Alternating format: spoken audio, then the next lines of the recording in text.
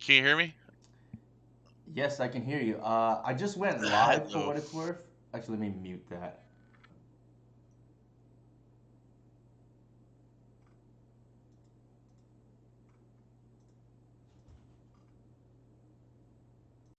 Man, that was a wild game that Hank was playing there just now. Oh, were you watching? Yeah, I tuned in for like the last couple minutes there, and it was Hmm. kind of, it was kind of. Hmm.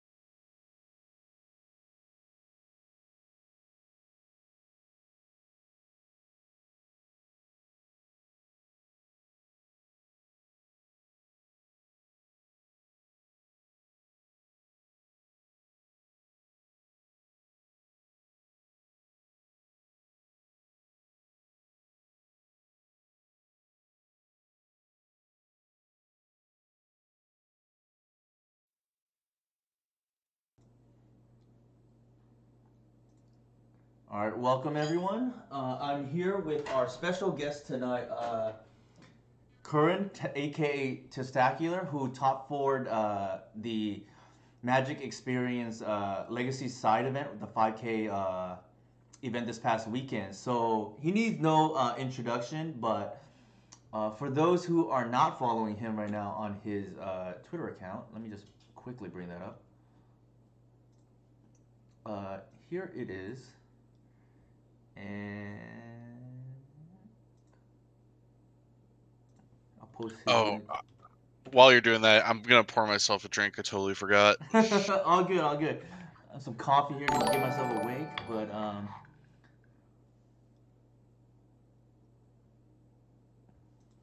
good idea, QDT97. I will do that.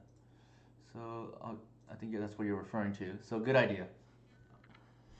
So can everybody hear both Kern and myself fine? I know sometimes my guests will be a little bit louder than myself. I have not figured out how to fix that yet personally.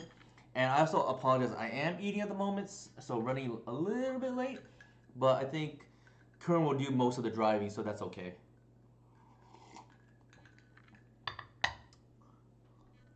Okay, as long as it's not a big deal. If it's untenable, then we may have to address it. But it sounds like it's not too bad. Hey, Scranton 01.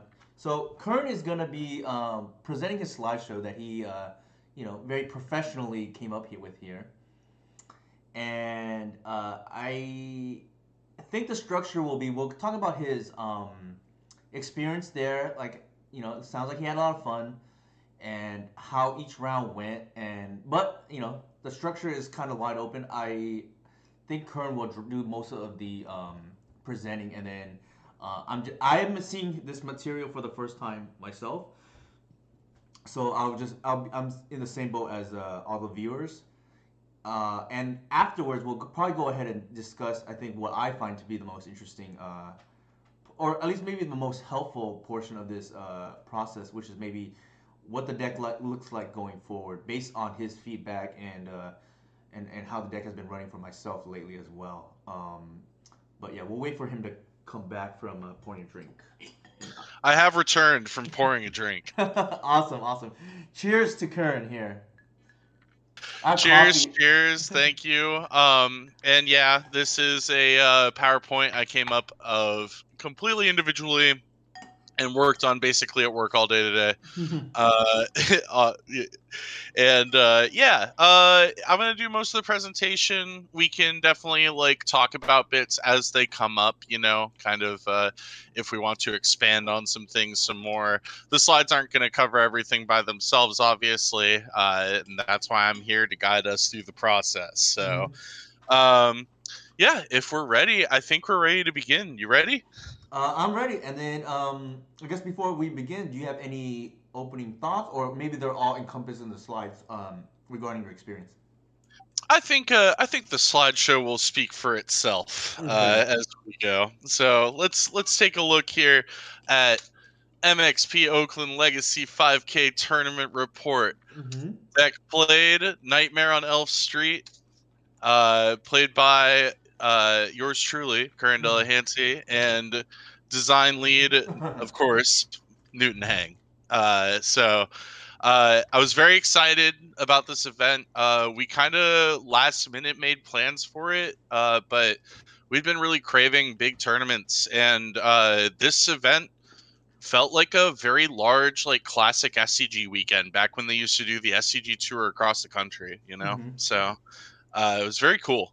I guess the Um, only thing I'll add is I had a very good omen about this event too, because usually when the people I consult with, Current included, we're on the same list, and Current was on 74 out of the 75 I posted on Patreon earlier last week. So definitely a good omen of good things to come, right? Yeah, definitely. And we start off with Friday, the drive, to kind of introduce you to the squad that came with me. Um, we have Ty here on the far left, bringing Oops All Spells to the table. Mm-hmm. We have Robert back here, bringing Moon Stompy. And then we have Sage back here bringing Pyro Dice Storm, which is kind of a take on Ant playing Peer into the Abyss main instead of Ad Nauseum, Paradise Lost as an engine, in addition to the Past in Flames engine, and just overall a really cool deck. So yeah, we had kind of a squad of degenerates, and then me on the Ferris deck in the car, I think. And a little bit too about Robert, especially. Robert's not much of a player. I've known him for years and years and years, but he was more over a judge than a competitive player. So it was really cool of him to come down with us and be able to play Moon Stompy. We talked to our local friend Kulu Limpa, aka Dirty Mike, to give him some training, and then borrowed the copy of the deck from Andrew, aka Wumpus. So yeah, it was that's our squad. And I'll move on to the next slide here. Uh, Fun facts: Portland to Oakland, presented by Daryl, our friend here. It's about 10.5 hour trip without stopping. 13.5 hours. It took us to get there between picking people up, pit stops, meals, things like that. We barely dodged snow, thankfully, as we were able to we were planning on taking the coastal highway earlier in the week because we thought there was going to be snow on the I-5 and there were some closures already, but it cleared up and we were able to take I-5 all the way, thankfully. So, and then in and out lines get shorter the further south you go. You start in Salem, Oregon, or Kaiser, Oregon, and it's like insane there. And then, as you get further south, in and out lines get shorter. And speaking of in and out, the car has agreed that the cult popular chain is aggressively mid. So little fun facts for you. Anyway, yeah.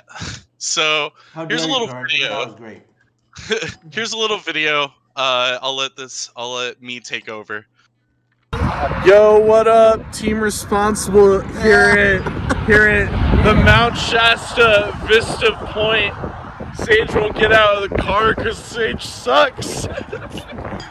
You suck! Anyway, you guys got anything you want to say? I'm gonna Photoshop into the picture about to take. It'll be good. Yeah, Ty? Anything you want to say? Glad we fucking smuggled the fruit across the border. Don't talk about the fruit! Anyway, Mount Shasta, it's beautiful. On our way to Oakland, let's go. We're gonna take it down. See you next time. So just a little fun video we took at Mount Shasta there. We took some photos afterwards. You know, we got me and Robert, me and Ty and Robert, and this totally legit photo of all four of us. Super legit, not photoshopped at all. Sage definitely got out of the car for this photo, as you can see. So anyway, Saturday morning rolls around after we get in for the night, and we end up. Let's see. I woke up at like 8:30, if you can call it waking up. I had a terrible night's sleep and spent quite a few hours wandering around since our tournament was at noon. The others eventually got up. We had a team breakfast here at about 11 a.m., which is what this picture is of. And then we geared up and we were headed into round one. But before we do get into round one, of course, we need to see the deck list. Here it is. All right. So I just want to talk about, I guess, a few things about this. Because a lot of it has remained unchanged, but there were a few areas where there might be differing opinions. For instance, when we brought the idea of third grist up initially, we were talking about maybe testing at main board over the opposition agent and putting opposition agent to the side. I firmly believe, and especially after this weekend, still believe that this card main buys free wins.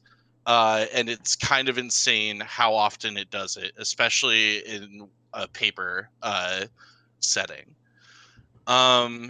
Grist as a third option, that flex slot was pretty good overall. I enjoyed that. I don't know if I'll still probably tinker around with some other stuff, but I did like Grist a lot. And I guess yeah, quick go ahead. question for the audience. Since we're on the opposition agent topic, that was one of the things I was going to ask you about. Do you feel that it does more, free blowout wins than sometimes where it does harm? And I guess that could be a nuanced answer. I'll let you, answer that. I think there was one hand I kept on the weekend where I felt the opposition agent was more harmful than helpful. And I do think that there are, you're correct to be a little bit afraid of those situations, but having it as a pivot during a fiend artisan search is kind of an insane tool if you think about it, right? Like there was an instance, it'll come up later, where against control I was feeling like my whole map in my brain from turn one was I'm gonna go get grist on turn three with fiend artisan. That is my plan. And when I cracked and did that, my opponent left a fetch uncracked, and I just salivated at it. I just looked at it, and I was like, "This is my shot at this." And opposition agent, I was so thankful it was there because it was that much of a blowout. So it's interesting that it gives us that option to be like an absolute blowout when we already have a plan set. But also, like, again, there are certain matchups where you're just like, you rip this card off the top and you're like, man, I really didn't need this. Like, so I totally get that too. But this card is very potent. So it's very hard to tell and assess, really. I guess Because when it's good, you know? for sure. When it's good, it's probably game winning. But I guess the question to ask, since you brought up that specific example, is do you think the grist that you otherwise would have gotten, let's just say your opponent cracks the fetch and response, do you think that grist would have been able to get there, or because usually, as a general heuristic, Fiend Artisan when it untaps, we should be in firmly in command, but I'll defer to you on your experience on that specific board state. Had my opponent cracked that fetch land, no question in my mind would I have continued to grab grist and just proceed. But that's kind of the power of it, right? Mm-hmm. Like you have this insane plan already set up, and then all of a sudden your opponent gives you a more like an extra blowout step, like a step that almost like dehumanizes them in a way. I don't know. It's just like it's interesting. I don't think I would have hated having third grist, but I'm certainly glad that opposition agent was main this weekend. Gotcha. Well, I guess that's sort of answers my question. I guess, like, do you think you would have won? I guess if you had not gone. Let's just say your opponent grabbed the opposition agent and you got the grist. Do you think that would have been potentially game ending, or do you think still it's potentially still hanging in the balance? I guess if I had to get grist, I probably still would have won that game. Okay, but you like that Just because, strategic advantage. but yeah, the opposition agent makes it happen faster. I think like it gets you to the end quicker. It saves your brain some stamina. Mm-hmm. It's interesting, like, and again, it's something you can pivot into, which is what I like the most, is Mm-hmm. like you don't necessarily need to outlie your plan to just lean straight into it. You can just kind of happen into it as you need. Mm-hmm. Anyway, That makes um sense. That makes sense. yeah, and then other than that, I don't have a lot of input. I do have something I'd just like to say though, for those of you at home who may have some questions. Um, right here is totally the correct Beseju. Totally what I uh was thinking of, and not any other Boseiju. Just this one right here. That's the one that made the deck list. So don't worry about it. Anyway, um, He's being okay. sarcastic, obviously. So round one, we get paired into Howard on lands. And game one, Howard and I kind of play this standoffish long game where they're developing a bunch of lands, and I'm just trying to gain board presence. Eventually, I do find a natural order and go for a hoof line that's pretty massive. Howard's at roughly 13. His last card in hand, though, is a crop rotation, and he's able to find the chasm to stave off inevitability for a few turns. I just kind of sit there for the next 3 turns, and he doesn't find any outs and kind of just dies to paying life into chasm and then just having to accept lethal. Hmm. So it was kind of a weird, kind of a strange game, but it worked out, I guess. Was there, Uh, I guess, quick question. Was there any merit to go for the Atraxa in case they had the chasm? Or you were fully okay with them having the chasm because they would be set too far back? they had a Caracas on board, Mm, which I wasn't a big fan of just putting an Atraxa into. makes sense. So I had to kind of just lean into the hoof line and hope. It was one card left in hand, so I felt like my chances were okay. But unfortunately they weren't. And luckily it didn't matter. So, Not to mention chasm's not free for them. Like, we see from your report here, right, that they, they died over a few turns and they lost their land, right? right. Into game two, Howard goes for a relatively early Merit Lodge, but with the final trigger of Dark Depths on the stack, I activate uh Beseju. And for some reason that stops Merit Lodge from happening. So and then the game goes to me shortly afterwards into a pretty nice natural order line that was unimpeded, essentially. So I get, that's how we took round one.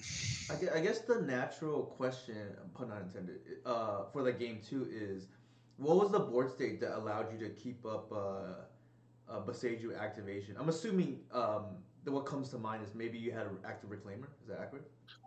You're correct. I was holding up Reclaimer to basically get the what's it called? The cradle. Because it was early on with like Mox Diamond or whatever that they were accelerating into this. Mm-hmm. And so I had Reclaimer with 2 lands up and a Besaiger in my hand, and I'm like, okay, I'm either gonna go get Cradle next turn or they're gonna go for it and we're gonna be able to Besage you. So it was pretty easy. And again, I was really happy that we recently re-included Beseju into the mana base because it definitely did some work for me this weekend. No, I'm happy to hear that. I'm happy to hear that.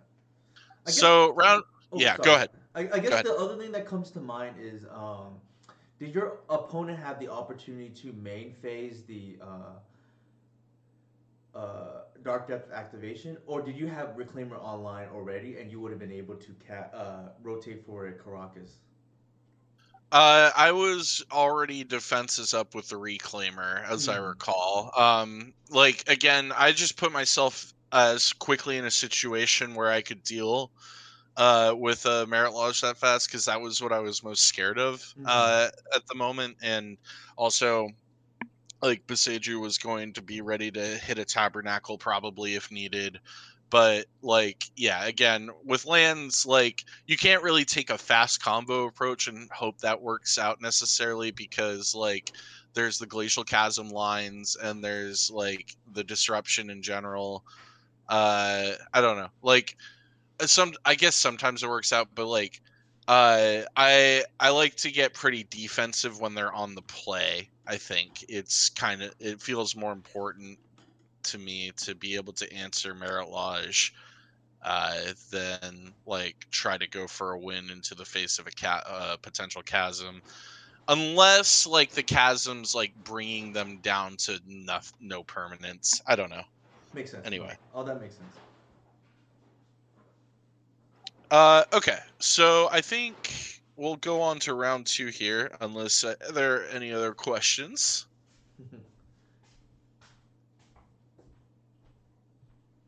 All right, round 2. Gilbert on Rug Delver. Game 1.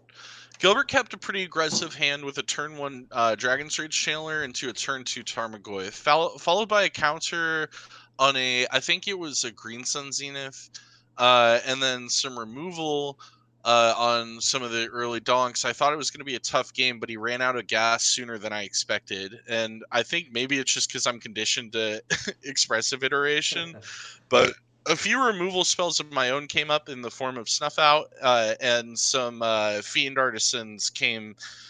Fiend Artisan and 1 Endurance actually showed up, I believe, to just kind of come down and take control of the board.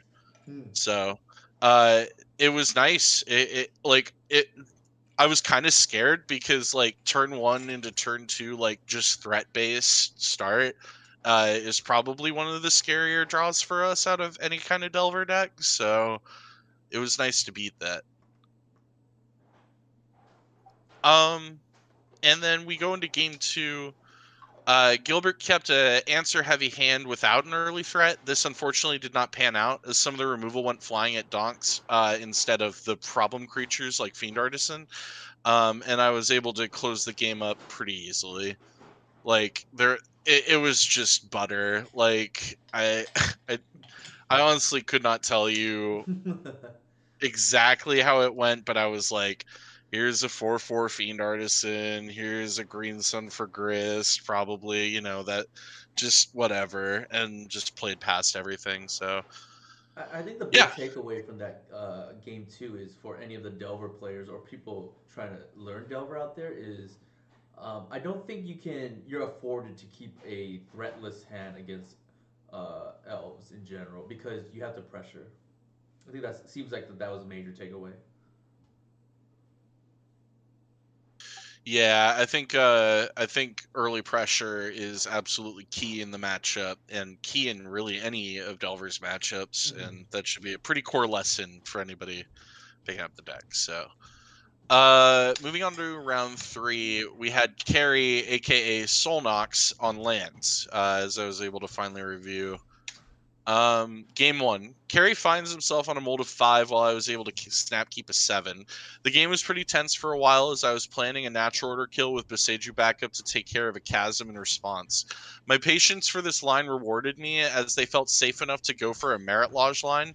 I did make sure to activate Beseju, the one the who shelters all, to somehow nullify this line. I then took it as a sign of safety that I could hoof since a crop rotation was expended for the lodge line. I was correct and won the game. So yeah, it was lucky that Carrie was on the mold of 5. I think that definitely bought me enough time to kind of look for what I was looking for, just the safe no kill. And again, it just kind of, I think the cards just kind of fell in my favor on this one. So but game two was much more brutal as Carrie goes for a nice early tabernacle lock with a loam to abuse to keep me out of getting into the game. I believe there was like an exploration as well on turn 1. And so like they were kind of like uh what were the like yeah, the tabernacle was there trying to hold me down. And then I think they found a punishing fire, which was unfortunate because I couldn't get Reclaimer online. But I've it was, yeah, it was gross. Yeah, I've been there myself where the so this is what I find these kind of the hardest games to win against lands where they do have the exploration loam start both pieces. Like usually we can be one or the other, but not both. And without something like a ley line, I guess or in the emergency you have to evoke the endurance, but it feels bad because you have to hit the loam, right? It's essentially a 3-for-1. But yeah, Right. it's very tough otherwise. Yeah. So that was my first game loss of the tournament so far, for those of you keeping track at home. Um, and then on to game 3, Carrie goes all in on Merit Lodge very early off Ancient Tomb activations. He makes it in my upkeep to avoid a potential op agent as he needed to crop rotation as part of the chain. Um, and then I remember this. I let it all resolve, and I was like, I had an endurance in my hand, and I was like, this will buy me some time, maybe. And he's looking for his Merit Lodge token, and and I draw, and I just rip Caracas like literally right off the top, and he's like, I can't find my token, and I just was like, it doesn't matter, and I played my Caracas, and I bounced it back Oh my immediately, god. and it was just, yeah, like I put a few more things on the table, and he had nothing on board, and he had sacrificed a lot of his real estate to make that Merit Lodge very early, and I was just like handed that game on a silver platter. Like I just top decked exactly what I needed to get out. So I'm glad the one. Okay, for those who don't know, Caracas was the one slot that we. So essentially, when I gave Curran what I thought he should play for the weekend, that was the one slot I had Force of Vigor in that slot, and Curran actually said, "No, I want this Caracas in the 75." And I said, "I don't know if you remember Curran, but I said, yeah, I think that's probably a good call." So shout out to Curran for making the correct metagame call because uh, also as a quick, I guess, background, the list I came up with is generally for MTGO, and I was just willing to lose to Merit Lage if that came to it. But I think Curran made the heads up metagame call to play the Karagas, which looks like it saved him here in game 3. yeah, very, very much so. What I do remember that conversation actually, and also, yeah, like Force of Vigor may have been better because my one loss in the Swiss was to 8 cast. So like, To be I fair, don't you know. probably lose this game too, though, right? Yeah, I definitely should have, more than likely. Anyway, so we got game 3, and we move on 3-0 into round 4 against Nick on Cephaloid Breakfast. Oh man, this round is fun. This one's a fun round. So game 1, Had a bit of a lengthy game, and it turned into Nick going for the combo with a Teferi out, feeling protected, right? Well, he tried to shortcut the win, but I asked him to move through it. So he gets all his narcs out, he mills his deck, he flashes back a therapy to check for Fairy Macabre, which is an unlikely card for me to have game one, but he can't quite think of why I'm making him play through it. So he doesn't see it, and then he casts a Dread Return targeting Thassa's Oracle. I respond by activating Reclaimer and grabbing Bojuka Bog. He scratches his head and says, "Oh yeah, that's a card," and I got game one. So that was very, very lucky on my part that he was just not ready for the bog.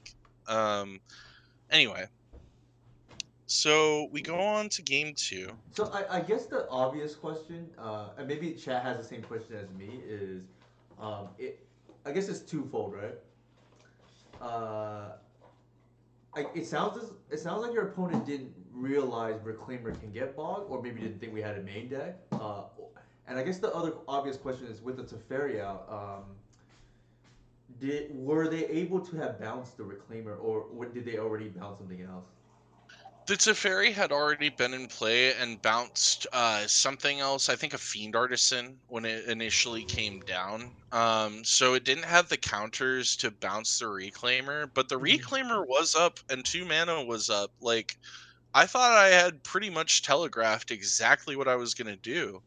But when we were shuffling up, he literally was just like, I forgot that, bog is a land that can be grabbed. So that was just maybe a small gap like in his format knowledge.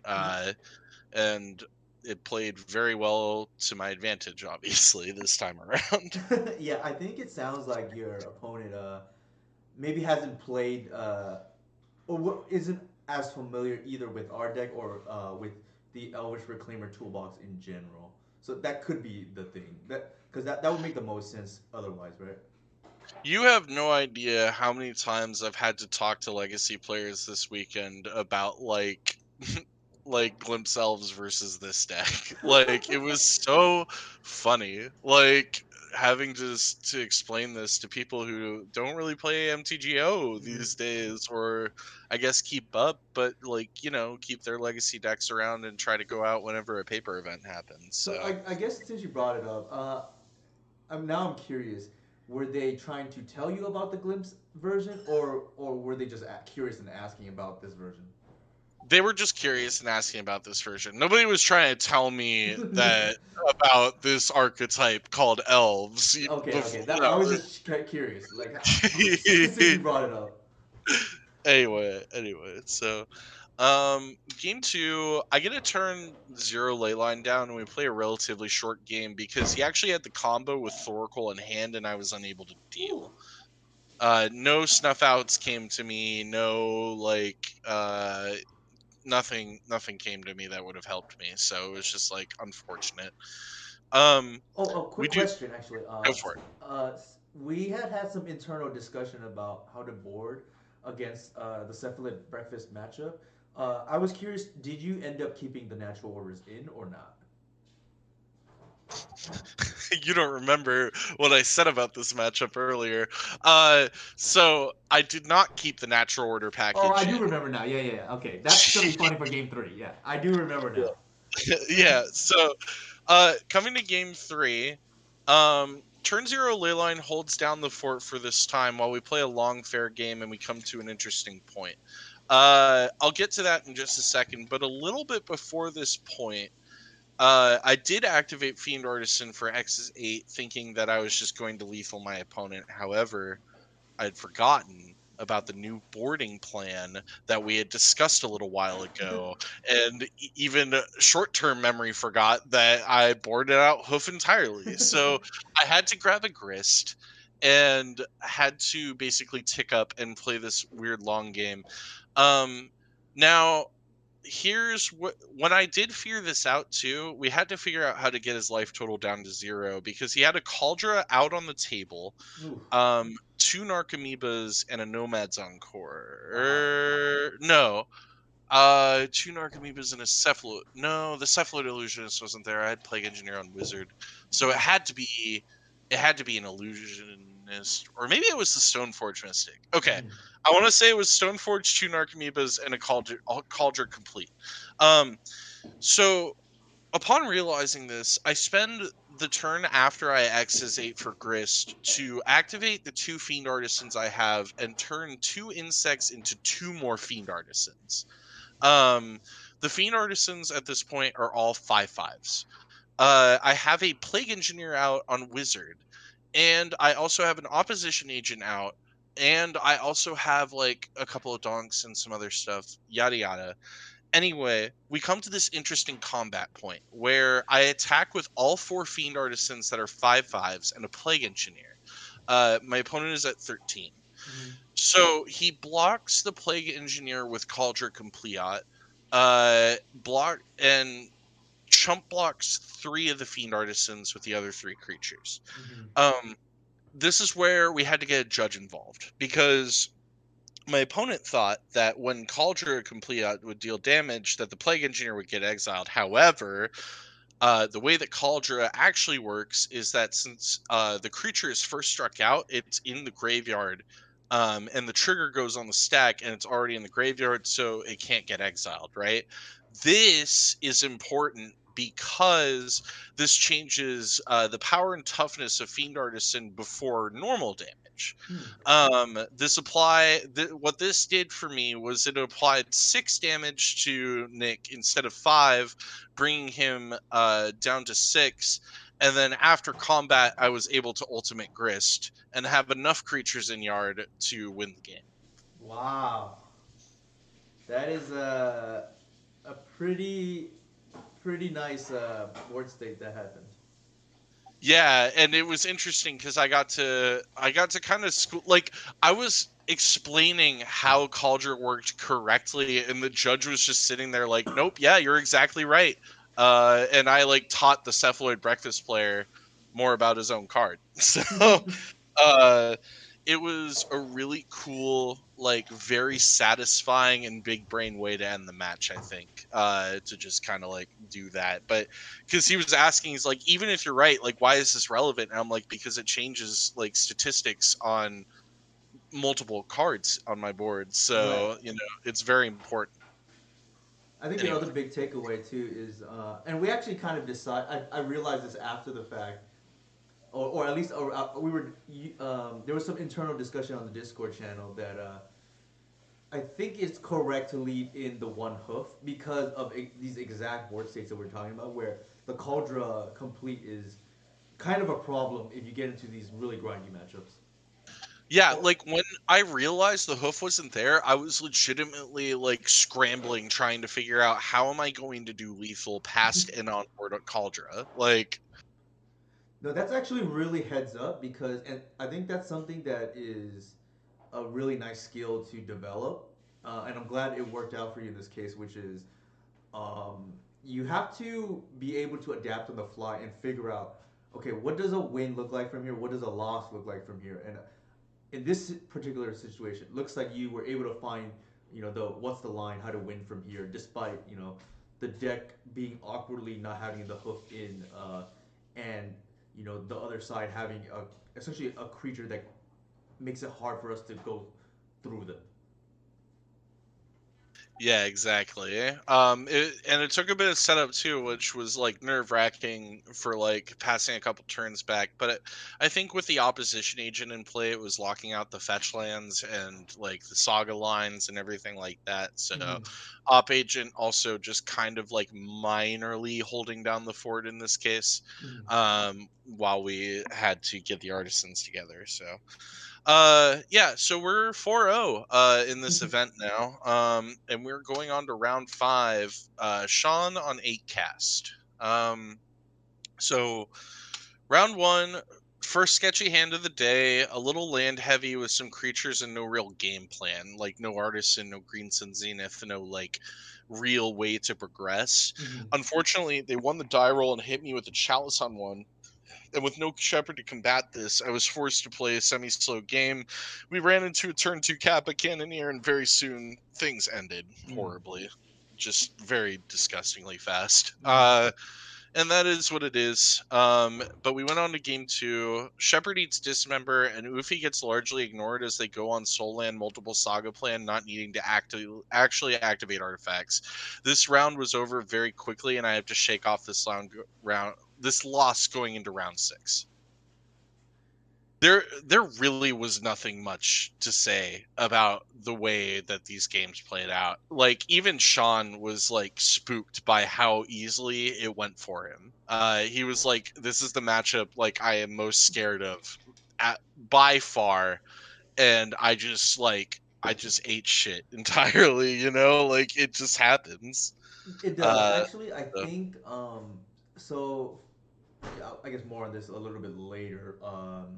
So I talked to Hank the Obese, and he was playing this earlier, the deck, and he also lost to Acast, or it was the Painter version. And I said, yeah, the matchup is probably not as good as it used to be because sometimes we're all in on the oof plant, and they just keep the aggro hand, and it's kind of like Reanimator where the games don't really are like very polarizing. So like if they have A and we don't have the hand that beats A and we have the hand that beats B, or they have B and we have the hand that beats A, like that can happen a lot. It's kind of like why the for a while the D&T for instance could like steal wins against elves, because you just have like the right half at the right time, so to speak, right?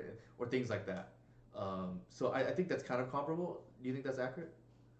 I think that's an accurate assessment. Like, it is interesting because for a while we were feeling a little invincible about this matchup, but now that pilots are more often recognizing to keep aggressive hands and like keep the B plan instead of the A, Yes. it's kind of forcing us to maybe look at adapting our strategy to the matchup too. Like that force of vigor, again, like Caracas was really good earlier, but force of vigor may have been pretty sweet to have here too, to like disrupt sagas or construct tokens. So I think if it were me, and obviously hindsight is 2020, but that pun is not intended.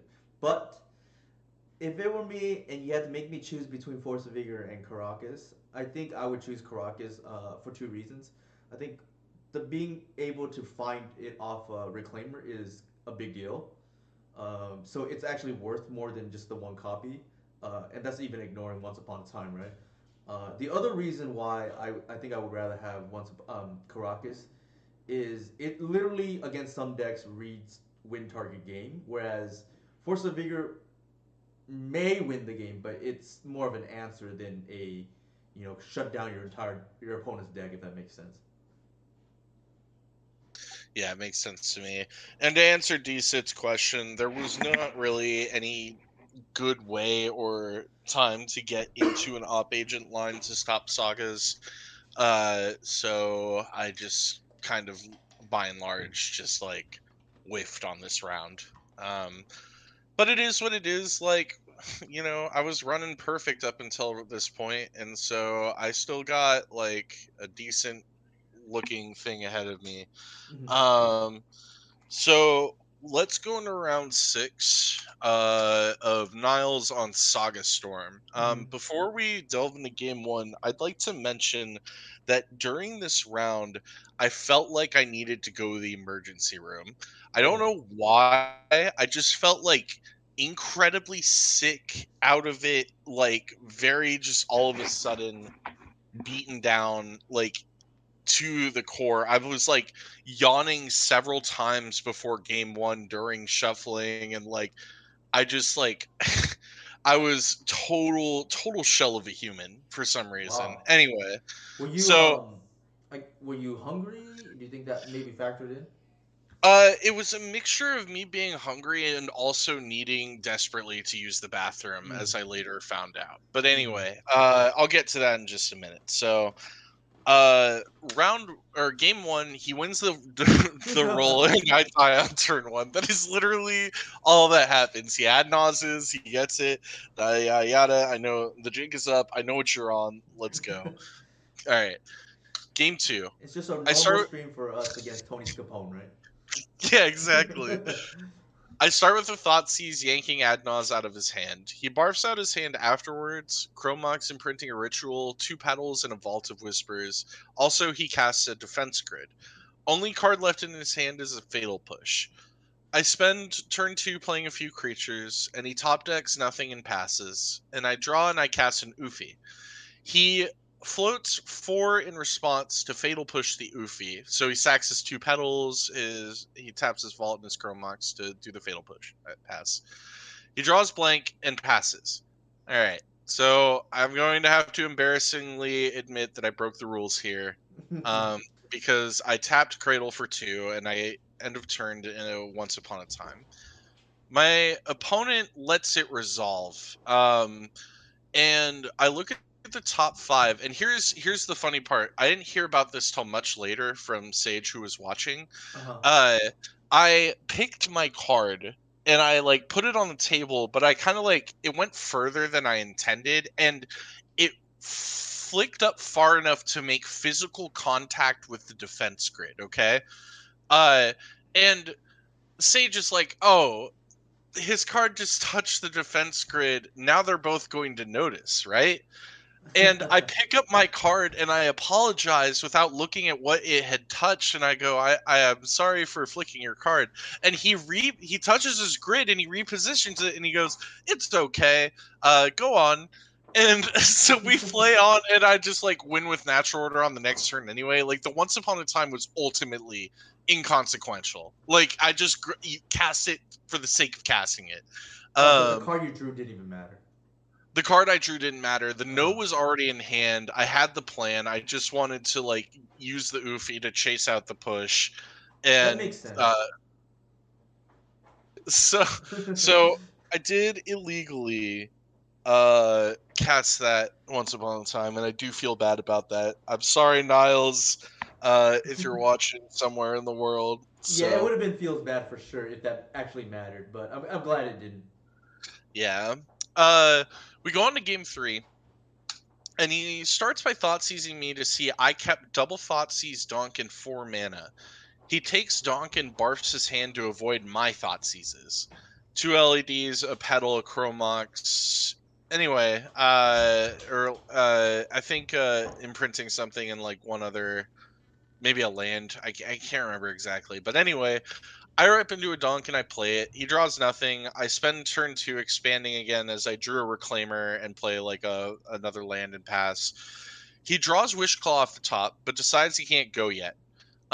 Passes back to me, and I top deck an opposition agent, and I pass back with the appropriate mana up. He puts Wishclaw activation on the stack in his upkeep, and I use agent to extract his tendrils. He scoops afterwards. Wow. So he had Rich Claw, and how much floating would he have? He had two LEDs in play. He tapped his Chromox and his land to cast the Wishclaw. I think he still had the pedal. Hmm. He could have gone for an Adnaz with no mana floating had he decided to crack that turn, which is why I think he passed back one more time to have like mana post ad nauseum. Uh-huh. So that gave me the time to draw an opposition agent, and unfortunately, we did resolve the wish claw incorrectly because in his upkeep he was trying to shortcut it, and I was like, no, no, no, no, no, slow down.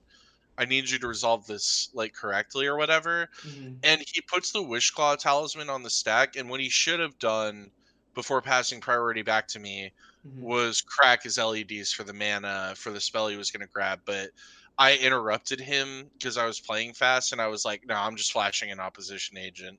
So he didn't ever crack his LEDs, but the Wishclaw Talisman activation still went off. And I just grabbed the tendrils out of his deck because it was the only thing that had like any shot of killing me outside of like sagas. But the game was going to be over before sagas could even get to be online with the clock I had on table.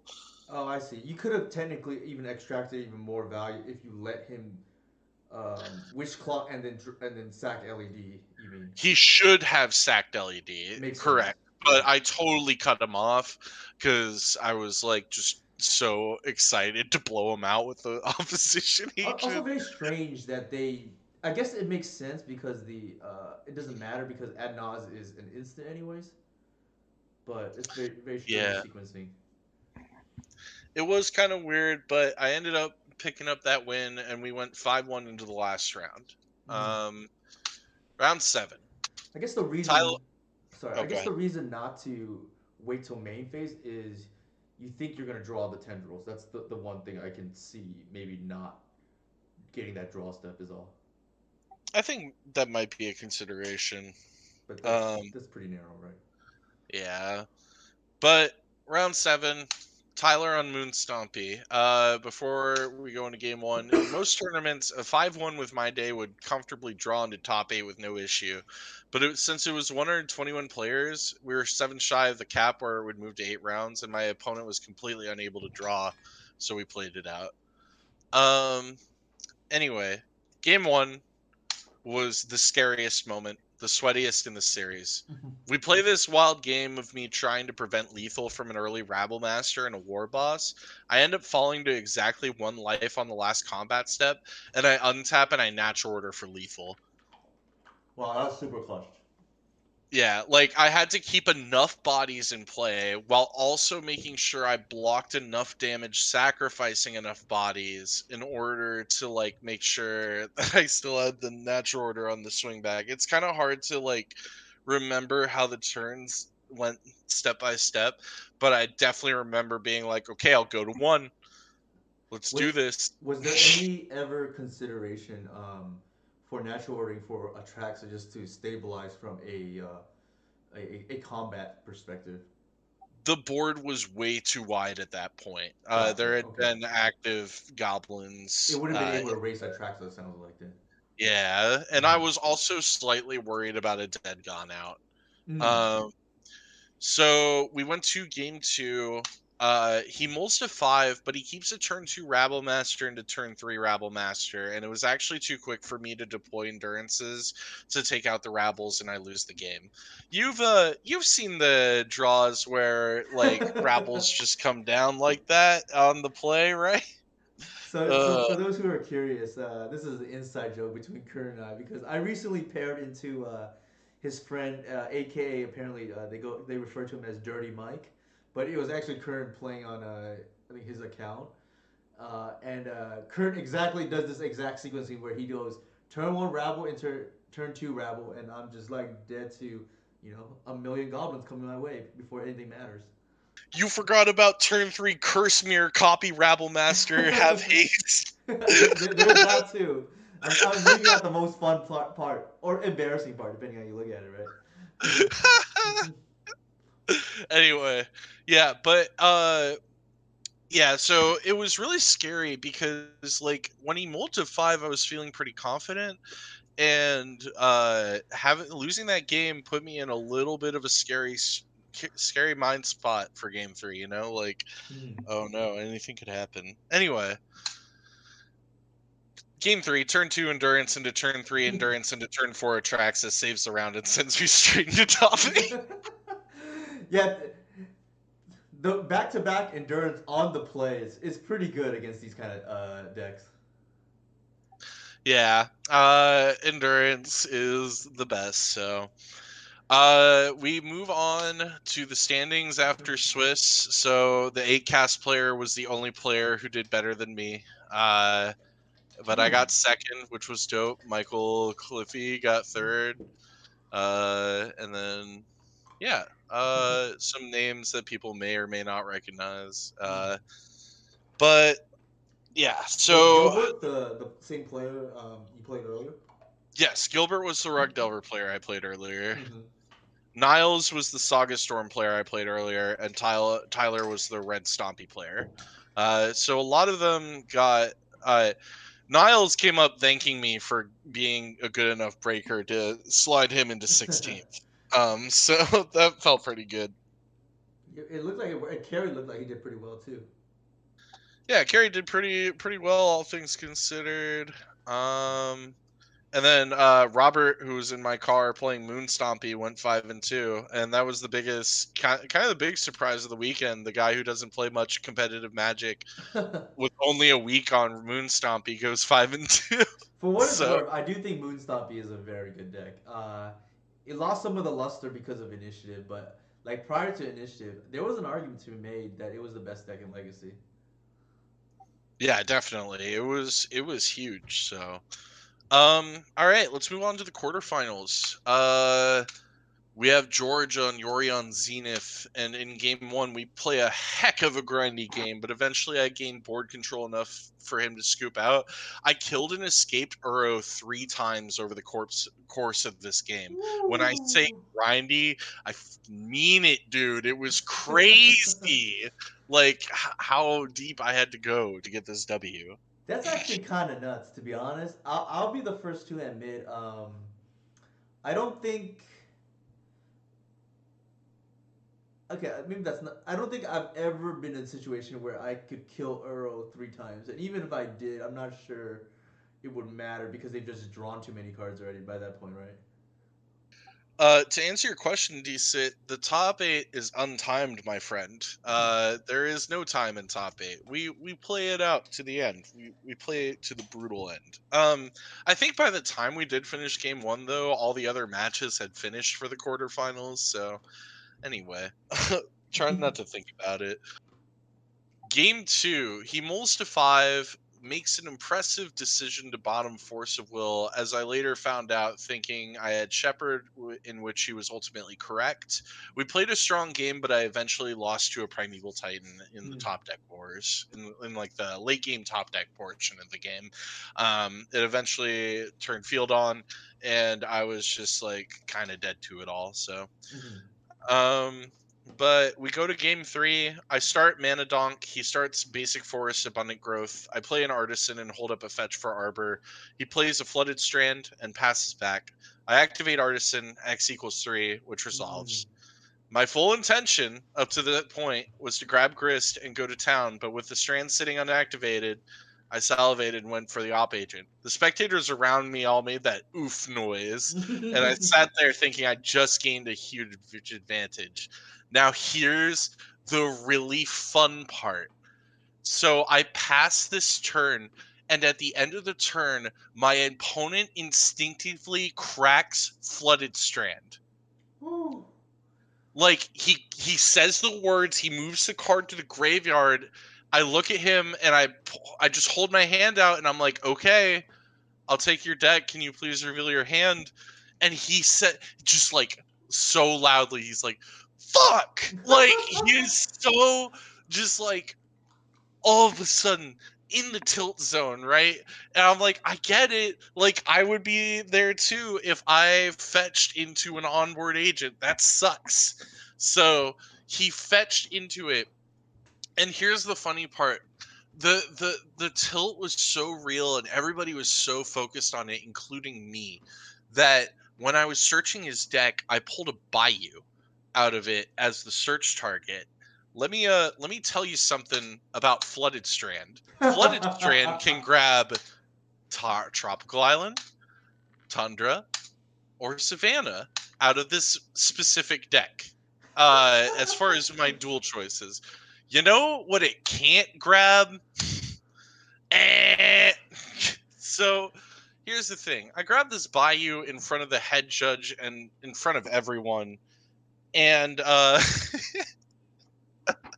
and and Ty leans over to Sage and goes, "Did Curran just get a Bayou off of Flooded Strand?" And Sage was like, "I'm not gonna say anything." And Ty's like, "I'm not gonna say anything." And we just all moved on. It didn't matter ultimately because whatever land I ended up grabbing was just going to be my fourth land drop into a natural order.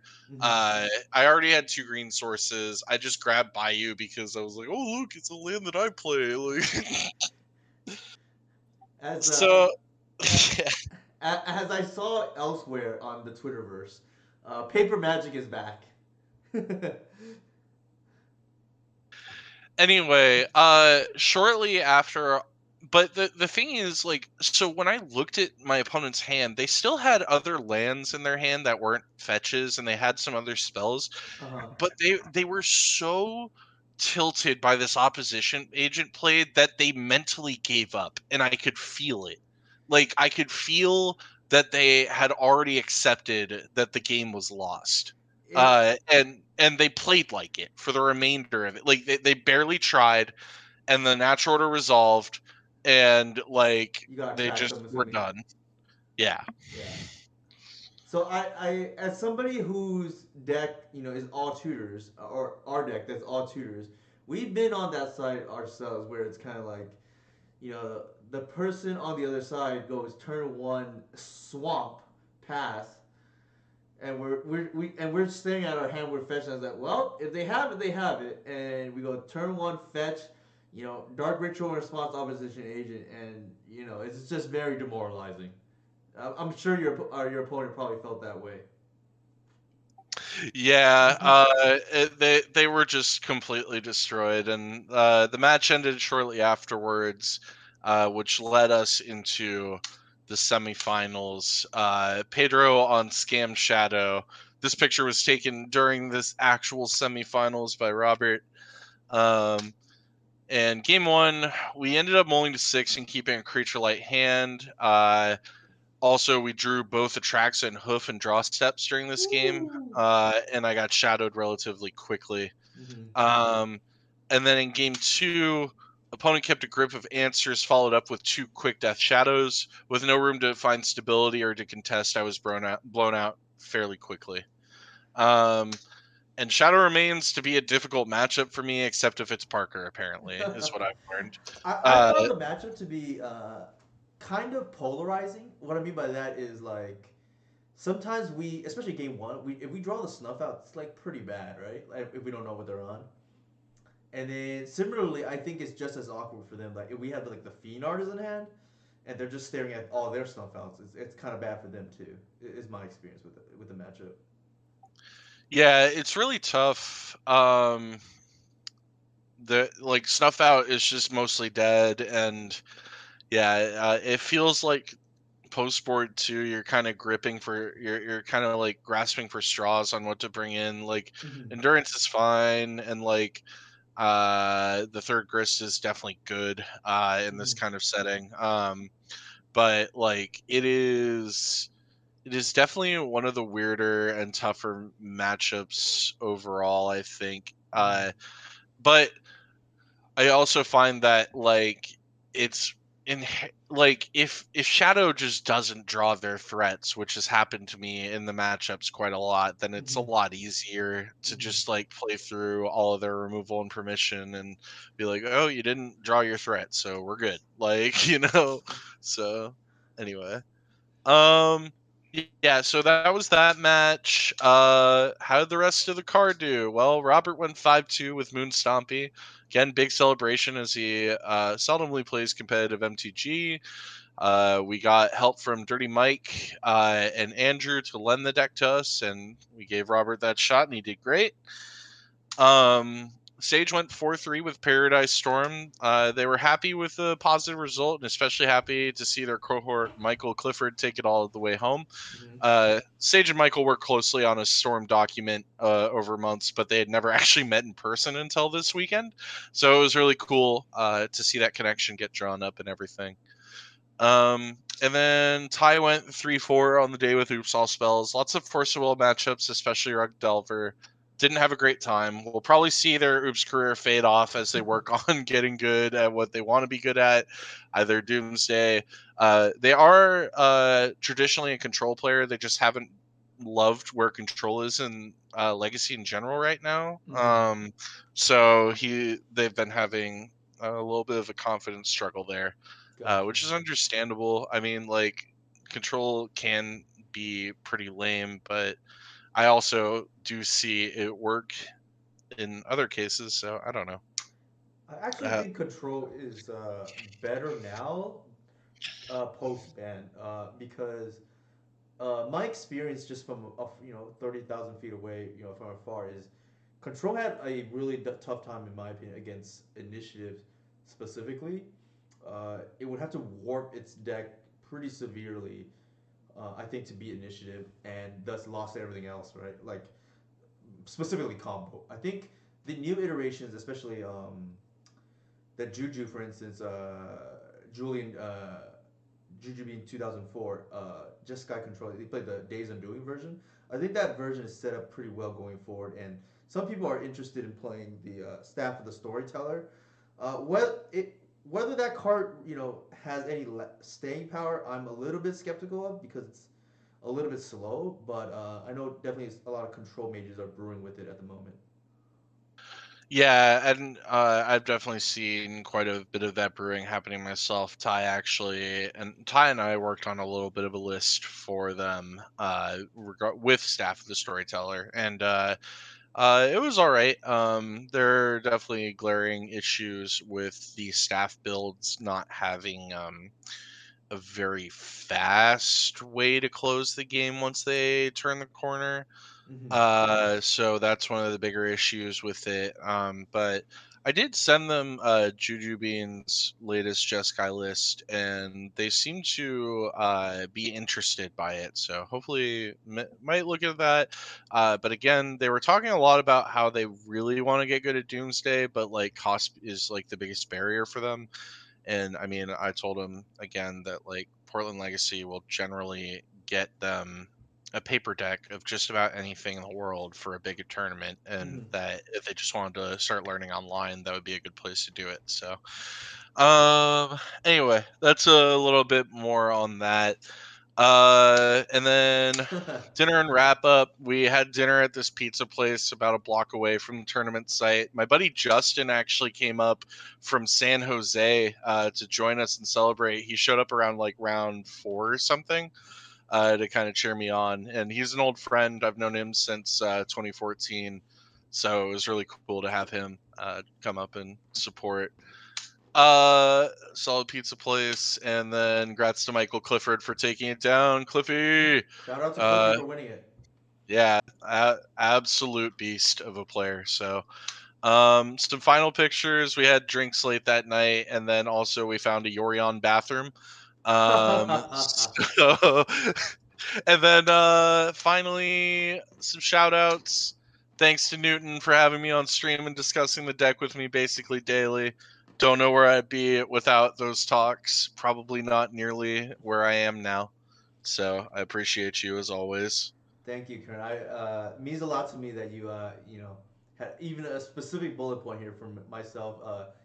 In addition to that first page, for those who don't know, I think Curran has really from obviously I'm a little bit biased because I've seen him really make huge strides. I think with Guy's Cradle in the past. I want to say what? How long have you been playing our list? Probably about a year, right? Like even the Uh, regular version before that, we went to Phenards, and I think my personal opinion is I've seen Curran really, kind of like meld slash like synchronize really well with the play style of this deck because it's much more controlly, and I think it's weird because it can play multiple hats, and I think that's why most people refer to it as the mid range build.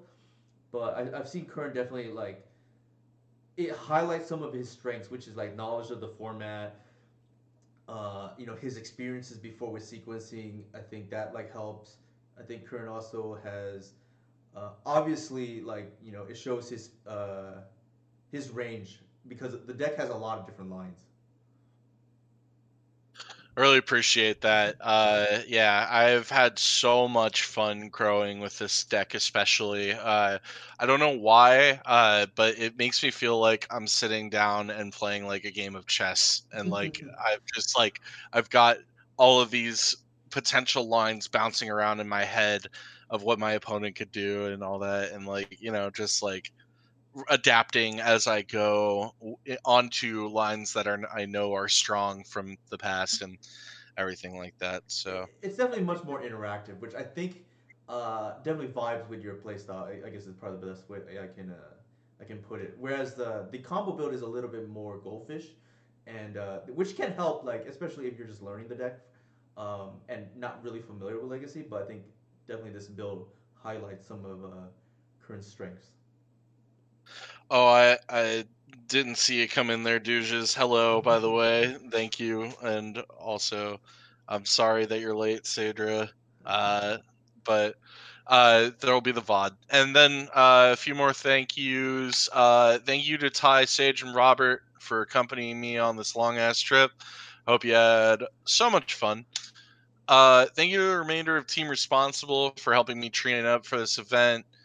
Thank you to the Portland Legacy community at large for cheering me on and playing Magic with me every week. And then also, thank you to Newton's Patreon community for gassing me up, making me feel like a legend, and all the support in general. So, yeah, I am really excited. One of the things I've kind of forgot to mention in this presentation is that when the this was the first time I had my name called over the intercom in like the main event hall for a top 8. And that was a really special moment for me. I've been playing for so many years, and I've been in different various 1K top 8s. I've been in, these challenge top 8s as of recently. But I had always kind of yearned for like that intercom call in the big hall for an event that like was bigger, and while it was just a 5K, I don't know, like it was still a very touching moment for me. So achievement unlocked, and I'm just glad that I can continue to say achievement unlocked as time goes on. So yeah, I think that's what I have to say. So Dude, that is very awesome to hear. I'm glad you got to experience that for the first time. Uh, I don't even think like, because especially since I've been playing paper, I don't think I've had that experience myself at this big convention setting, right? So that's super awesome to hear, and very happy for you. Um, I think if you don't have anything else, on your slides, we can talk. We can chop it up a little bit with the deck building, if you're free still. yeah, let's talk a little deck building. I can stop sharing my screen, and then you can bring up the deck, and we can chat a little bit if you want to share your end. Sure, sure. Before we do that, can we take a quick, let's just say 2-3 minute break as I use the restroom, and then I'll grab, refill my drink here, and then oops. I need another drink as well, so that works great for me. All right, perfect, perfect. I'm gonna pop this back in, and then we'll be right back. All right, we'll be right back, chat.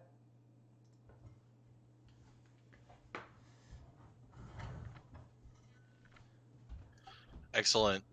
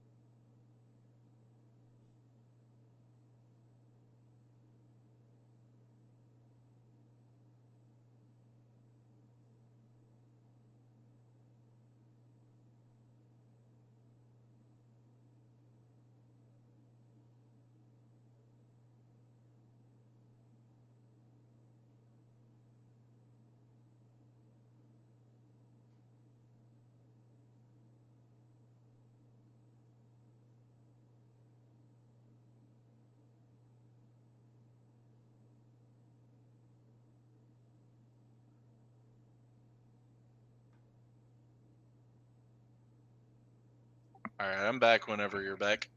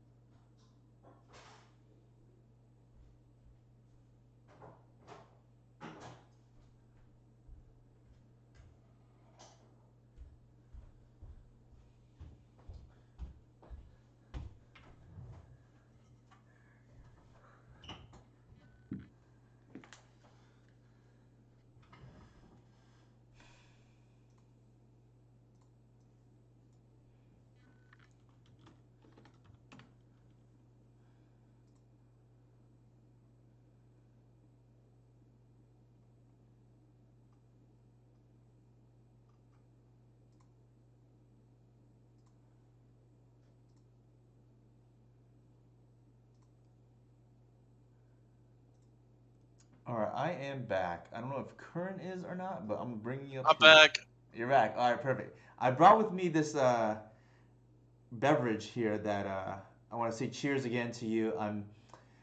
I know it's been a long time coming for Curran in terms of like I know he's been killing it online, so but I'm glad he had this really nice moment here at this past weekend where he got his name called. It's something that is I'm sure he's gonna cherish for a while. So to more of those what's it called experiences going forward. Cheers, Curran.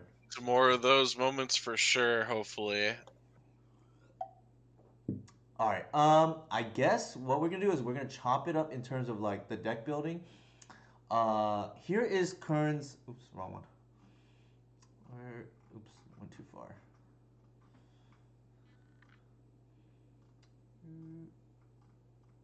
I Ah, think okay. it's Here we go. down there.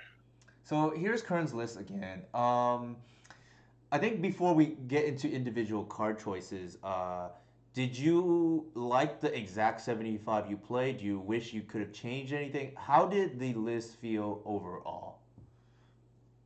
The 75 overall feels like the most comfortable I've been in a long time. As far as like, we keep making these, minor adjustments to certain things. But I think we're like we gotta be there. We gotta be close, or we gotta be there. But like there are definitely still cards that I'm wondering about in the deck, especially after seeing what Matthew did recently. Mm-hmm. Um, I'm really keen on Glissa, especially with the ability to nuke sagas entirely upon impact, or like Mm. just remove planeswalkers without having to attack them, or like or just drawing a card if there's nothing better to do.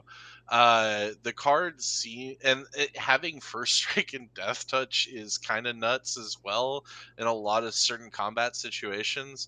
So that card definitely calls to me, but I'm wondering how weak it's going to be, because it is 3 toughness. Lightning bolt exists, Caracas exists as well. It's a legendary creature, sadly.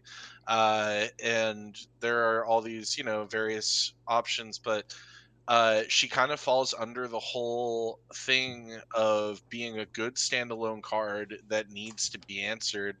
So it kind of fills the whole, it kind of fits like what we're looking for in these kinds of cards. And then Shieldred as well. But the thing about Shieldred that's scary looking is the double black pip, as well as being 4 mana. Mm-hmm. And 4 mana is where we really exceed our expectations. If we're paying 4 mana, we're looking to either win the game or virtually win the game. Shieldred can virtually win games, but you could also spend 4 mana on it and it just get like plowed or Karakist or whatever. So it's not like insane, and I still understand why people are like looking at Undermountain Adventure as well, because it creates the initiative where it's like, okay, you have the removal spell, that's fine. I can still lean on this initiative tactic to get out. Um, but yeah, these are kind of my thoughts about like the various silver bullets that are still on my radar as far Mm-hmm. as things I want to be looking at a little bit more. Mm-hmm. Um, but I love where our utility is as far as removal.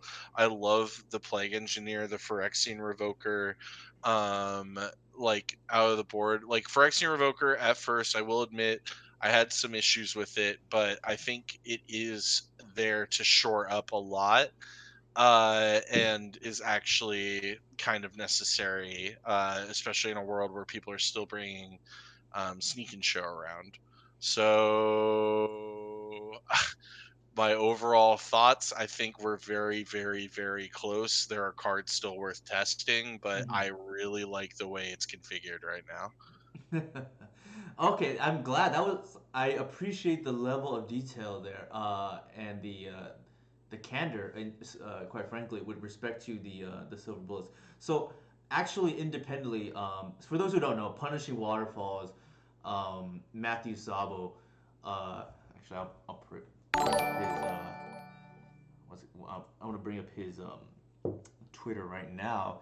He top eight the first legacy pit last I want to say August or whenever that was. No, sorry, not I August. want to say October. that Matthew's like our prodigy almost. Like I don't know, just not nearly as focused on the deck as some of us are, and then just picks it up and excels with it immediately. He's definitely on like the prodigy side of the critical control players. So Matthew, for background, he top eighted the Legacy Pit Open, the second Open, and his only experience with this deck before was he subscribed to my Patreon. Here, actually, I'm gonna post that here as a shameless plug. But he subscribed to my Patreon, got the sideboard map, played 2 leagues with it, went 9-1 overall, 4-1 and a 5-0, and decided, wow, this deck is really good. And granted, at the time, it was playing like Elvish Visionary and the Wirewood package, right? So not even like really refined yet, but I think his biggest claim, and this is in my, I'm gonna bring it up here. So, oops, I don't even need to do this. Let me close this for a second and then bring up the actual article itself. But his biggest claim to fame, so to speak, within besides top ending the Legacy Pit Open is, here's my article. It's on my Patreon, free, because I got a lot of questions about Fiend Artisan. But he was the one that first decided. I don't think you actually need all of those Elvish Visionaries and Wirewoods. I think you can play something else.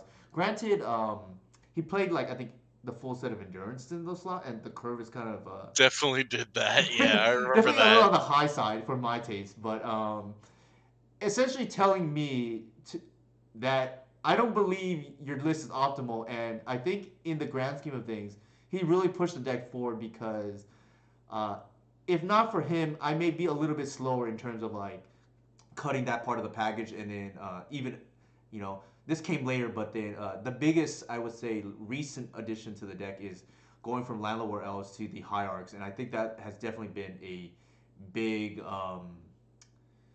boon to the deck. Won't you agree? It's like I know the Pasages coming back are nice, but then that's more on the dealing with Cage and whatnot. But I think from a power level standpoint, the Hierarchs are significantly better. Yeah, absolutely. The Exalted alone changed so much. There was actually a game state over the weekend where I was just using a Plague Engineer plus 3 donks to like swing for 5 with Death Touch every turn, and that was kind of gross. I'm not gonna lie, like that felt pretty gross. Build your own cauldron complete, right? Yeah, kind of. So for those who don't know, historically speaking, I mean, when I say that, this deck is not even a year old. It's really, what, 9 months old? Because the inception of this build was essentially late August. And the the two problematic-ish cards for this deck are, and they're like to an extent, right? Grafdigger's Cage, and the other one is Opposition Agent. Um, and what I've noticed is the Hierarchs allow you to attack past Opposition Agent, which is like super relevant because you get otherwise you get to these board stalls and you can't really break through in pressure. And I think this is like pretty nice to do so because at some point that agent is gonna have to block, right? Yeah, that's how I feel about it. Like it definitely gave us the power to swing past that kind of lock. So Right, and then this came later, but then like the second Grist, for instance, is just like increases more outs. Same thing with Boseiju, right? Both of them can be found off once upon a time. Um, but so I definitely think Matt plays more, on, I would say more of the very shiny one drop, sorry, one ofs. But going back, so let me close this real quick. Something I've been doing lately is I've been playing the Seventh Dork. Do you have any opinion on that one way or another? so last night I was like, oh, Newton's trying 7th Dork over 3rd Shepherd, it looks like. I think was the No, it was just the agent was in the sideboard. uh I'll Okay. bring up actually. I'll bring up the list, and I guess you can let me know how you feel about it. Anyway, I guess I basically did the same list as you, except I kept the opposition agent in, trimmed a shepherd, and played the seventh donk, and then I immediately O2'd. But I don't think that has anything to do with the seventh donk. It's just funny that it happened that way because round one I played against Oops All Spells, and it just didn't go good. And then round two I played against God, what was it? Oh, it was Sneak and Show. And also didn't go well, but like for the normal reasons, right? Like Right, not right, for the right. reasons of the seventh. So I just like dropped the league, and I was like, man, this seventh dork, I don't know, it's a bad omen. That's fair. That's fair. Sometimes you gotta go by like results oriented, just because of the sentimental aspect, right? But I can't really make that call. I don't think any of those findings are relevant to whether it's good or not. But like, it definitely just makes you scratch your head and go, man, what was wrong with the other list though? Like, I think what is it called? It sounds like you're very much on board with main deck opposition agent though. That would be, I think, one of the big reasons to not play the seventh dork, because unless we're willing to cut a shepherd, that's because I don't really see any other cuts if I'm being quite frank. yeah, like when I look at the main deck, it feels pretty packed to the brim as far as like Mm-hmm. what is necessary. Mm-hmm.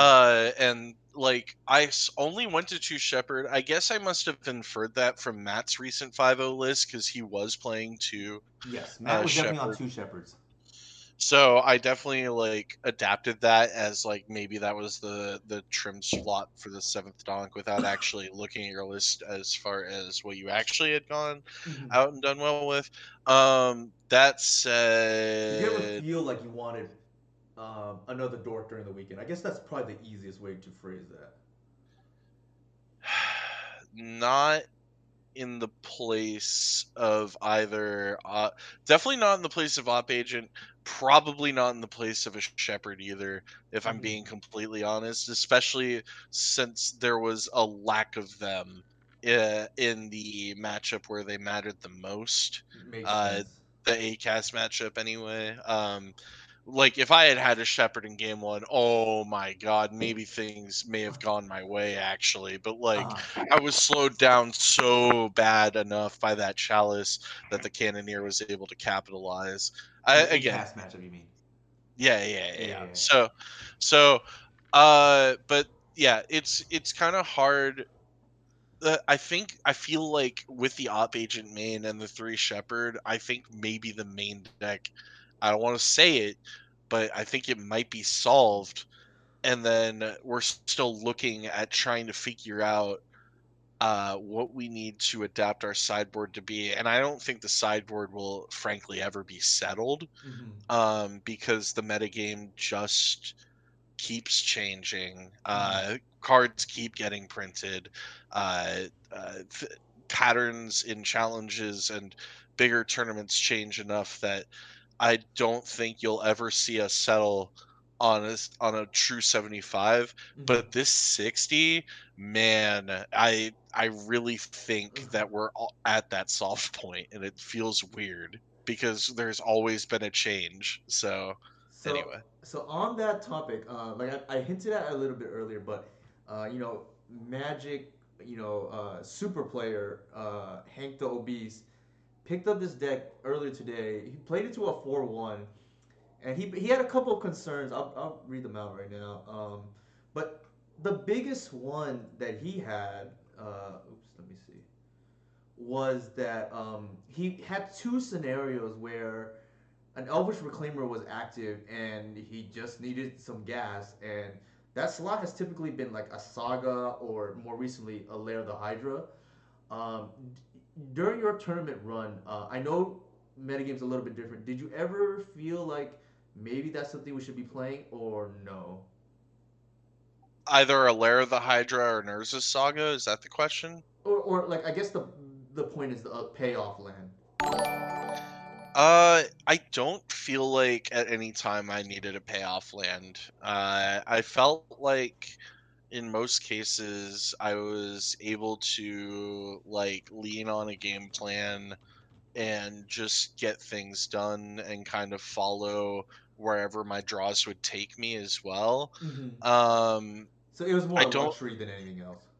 yeah, I really don't feel like at any time I needed to be like activate reclaimer, go get layer so I can like put some pressure on the table. Hmm. Uh, Or yeah, saga, right? so Equivalent. oh man, I have opinions on Saga in this deck, and there you've they my mom said if you don't have anything nice to say, don't do it. So Yeah, anyway, that's true. I, a couple of the other concerns that he had brought up and was, and I think these are more minor. He mentioned that he wanted more consistent black mana, but then wanted the hard cast Atraxa. Um, I he was okay with the answer. I said this is kind of a bonus to be honest. If you can hard cast it, like we don't really want to be in that situation, but with Fiend Artisan, the nice thing is even with two Noble Hierarchs, we can actually sculpt the board to do it if it comes up. It actually came up in the 5-0 last night. So against this second Painter player, I drew the Atraxa because of course, right? And then they had an sure. ensnaring bridge. And what ended up happening was I was like, well, I gotta find the Boseiju at some point, and then I just sculpted the double hierarchs that I needed, and eventually hardcaster, and then like I had a collector move out, so that definitely of course helps. And I had the Fiend Artisan Grist card advantage engine going, and then they feared me a few times, but it doesn't really matter when you had this going, and then eventually found the Boseiju, and as long as you don't panic, I think that's typically how that plays out. Yeah, I think that's fine. I really, really don't want to be looking to hardcast Atraxa. I don't want to make concessions Agreed. to the list to try to make that more possible. I don't think it's necessary. Mm-hmm. And I think in Hank's case specifically, Hank hasn't played a deck where you just drop Progenitus. I Like mentioned that to you him as just kind of well. have to tank. You kind of just have to tank that draw step and be like, "Oof, that happened. That's the price of doing business, though, Mhm. right?" So I know you were a little bit lukewarm, and you since changed your mind on the card, but he was again. It could be just initial impression, and I know other people I really value their opinions who aren't as high because Revoker is like, oh, this card doesn't even make the cut for D&T anymore. Why are we playing it? Are you sold on this card the way that I think it's pretty good personally? Are you sold on Revoker as well? I am pretty sold on it at this point. I Mm-hmm. think it does a lot for us in certain matchups. Like we can bring it in versus Sneak and Show, Reanimator, Cephaloid Breakfast, Painter. Most of the Uh, fair creature decks, to be honest. yeah, and a lot of and some of A the lot of the unfair unfair ones decks too. too. Yeah, I even bring it in against Storm because you can name LED Mm-hmm. and get away with that. So uh the I think that it's a lot more valuable in the context of a toolbox target via Fiend Artisan. Mm-hmm. And I think a lot of people just jump to the conclusion that Revoker is not good anymore because D&T has stopped playing it entirely, and if D&T has stopped, why would a better deck ever pick up the card? But the reality is that we have the engine to make it viable, to make it better. Like D&T could play Recruiter of the Guard and still have that as a target, but Mm-hmm. it's still not as good as Fiend Artisan putting it directly into play. Mm-hmm. So I think that um a lot of people aren't able to actually speak to the power uh, aren't able to speak to the power level of Phyrexian Revoker well enough as the people who are playing Fiend Artisan to go get it Mm-hmm. um and see how and make it another roadblock for the deck to have to deal with in order to get their card back online. So Mm-hmm. No, that all like is that all makes a lot of sense, and I've actually had this card be really clutch off of Traxa too, right? Because it's a artifact type, and I had a screenshot from the other day against a Esperval player where they were playing the Divining Witch package.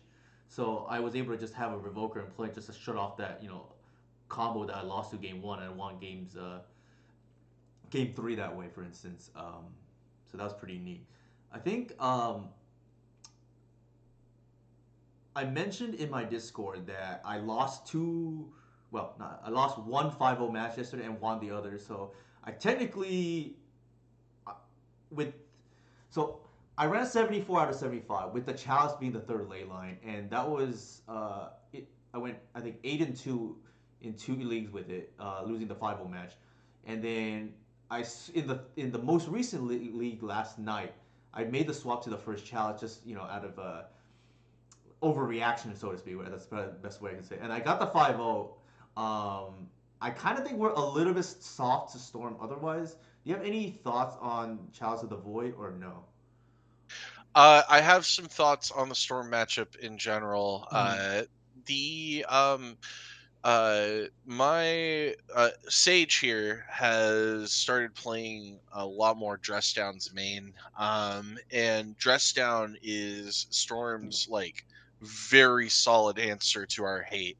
And that is a little bit worrisome to me for sure. Mm-hmm. However, I'm hoping that Leyline is more potent against non-test builds due to the Paradise Loss engine that they're starting to more rely on in paper. We haven't been, a lot of people are unfamiliar with this because the card's still not available on MTGO, but Paradise Lost is a very, very real storm engine that is scary and graveyard based.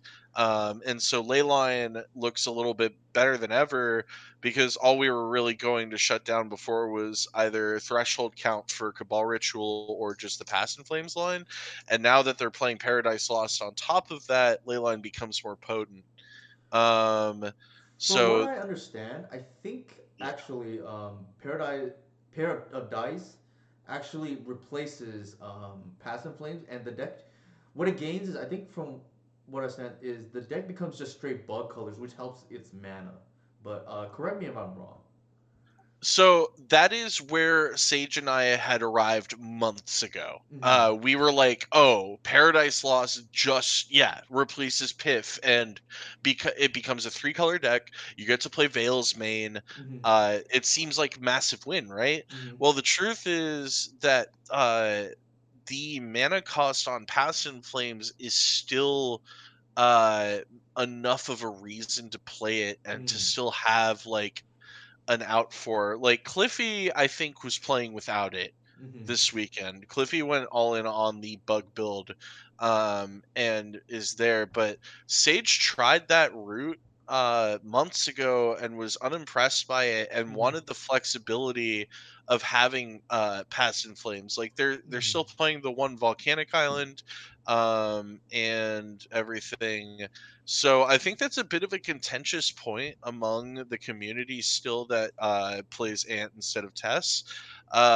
So I'm not, I'm kind, I trust Sage a lot just Mm-hmm. because like we go back and they've proven to me time and time again that they are very talented with the deck and very well thought out uh, in lines that they make. And so when they came back to me and they said, "I don't think Bug's the way," I was like, "Really? You know, you're sacrificing the fact that you can go down to three colors from four and all this, and like, it seems like it makes the most sense." Mm-hmm.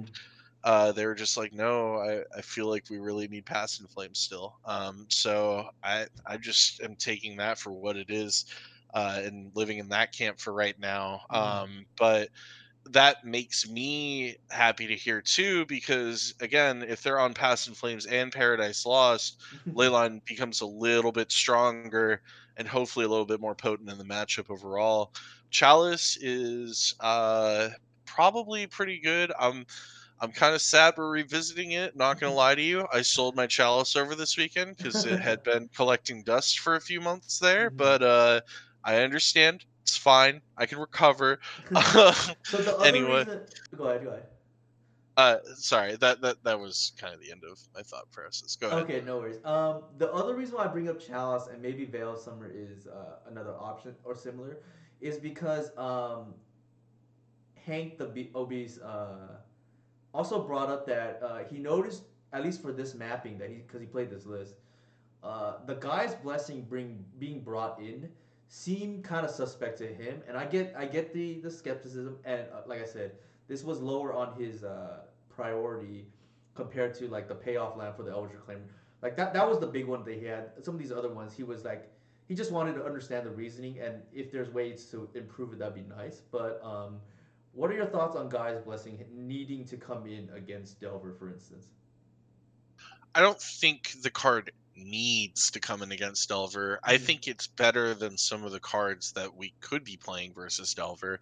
In my list specifically, I have the three endurance, the one snuff out, the Mm-hmm. one Plague Engineer. plague engineer, Uh huh. the one Gaia's blessing come in for the Oofies, the Oofy, the natural orders, the Traxa, and the Critter Hoof. I don't think I ended up bringing in a seventh card for this match. Oh no, I had the other Grist as well. I had seven, Okay. so I took out the opposition agent and put in the third Grist. That makes sense. Okay, so yeah, because you had the other grist. I think with this configuration, you we'd be priced into keeping Guy's Blessing. I guess what is a better way to phrase it. While not the end of the world, I guess there was some concern about it being a little bit suboptimal. But I explained to him, Delver is typically a okay matchup. I wanted to my rationale, and I think he was on board, was. Um, I wanted more cards for the AKA Rite of Flame, Tony Scapone or Niles that you played earlier, matchups. Yeah, I understand wanting more for those specific matchups, but I think there's also a little bit of old school knowledge I'd like to apply here. Mm-hmm. Something that really stuck with me that Julian used to talk about a lot, which is that sometimes you just kind of have to sack the matchup that's the worst, right? That's Like true. sometimes for these big events, you just got to be like, if I run into Rite of Flame multiple times today, I accept my fate. I'm not top aiding this event. Mm-hmm. It's whatever. And even when you do run into those matchups, you just kind of have to rely on like your typical run of the mill variants. Like for instance, last night I was commentating a modern match. It was Yawgmoth versus Rhinos. Everybody in chat was like, "Oh, Yawgmoth's got this," or I mean, Rhinos has this. Yawgmoth is a dog in this matchup.